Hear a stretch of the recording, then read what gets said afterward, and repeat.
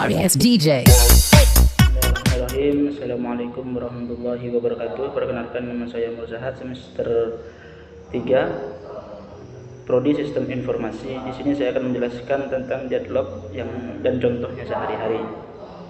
Deadlock dapat dianalogikan dalam kondisi ketika sedang mengerjakan tugas di mana terdapat satu orang yang berperan sebagai penulis dan dua orang bertugas mendetektikan hasil diskusi yang sudah selesai dikerjakan dan harus diketik. Yang kedua adalah metode-metode penanganan deadlock. Yang pertama adalah metode pencegahan terjadinya deadlock. Metode ini berkaitan dengan pengkondisian sistem sehingga menghilangkan terjadinya deadlock.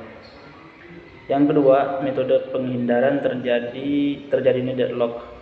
Tujuan metode ini adalah menghindarkan kondisi-kondisi yang paling mungkin menimbulkan deadlock agar memperoleh sumber daya yang lebih baik.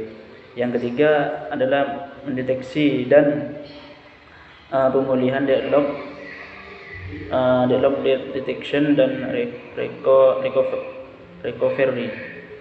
Metode deteksi digunakan pada sistem yang mengizinkan terjadinya deadlock. Tujuan metode ini adalah memeriksa apakah telah terjadi deadlock dan menentukan proses-proses dan sumber daya yang terlibat deadlock secara presisi. Metode pemulihan dari deadlock berupaya untuk menghilangkan deadlock dari sistem sehingga sistem beroperasi kembali bebas dari deadlock. Proses-proses yang terlibat deadlock mungkin dapat menyelesaikan eksekusi dan membebaskan sumber dayanya. Yang ketiga adalah teknik manajemen memori. Memori adalah pusat dari operasi pada sistem komputer modern yang berfungsi sebagai tempat penyimpanan informasi yang harus diatur dan dijaga sebaik-baiknya. Memori adalah array besar dari word atau byte yang disebut alamat. CPU mengambil instruksi dari memori berdasarkan nilai dari program counter. Instruksi ini menyebabkan penambahan muatan dan ke alamat memori tertentu.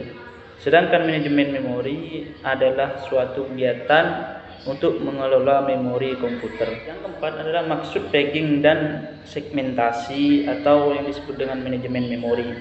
Tagging dan segmentasi keduanya adalah skema manajemen memori. Tagging kemungkinan memori untuk dibagi menjadi blok ukuran tetap, sedangkan segmentasi membagi ruang memori menjadi segmen-segmen dari ukuran blok variabel.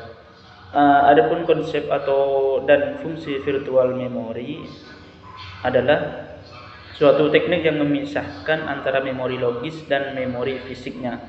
Memori virtual ini digunakan sistem operasi ketika komputer sedang menjalankan sebuah program aplikasi yang kapasitasnya melebihi memori yang tersedia. Sekian dari saya. Wassalamualaikum warahmatullahi wabarakatuh. Sorry ass DJ.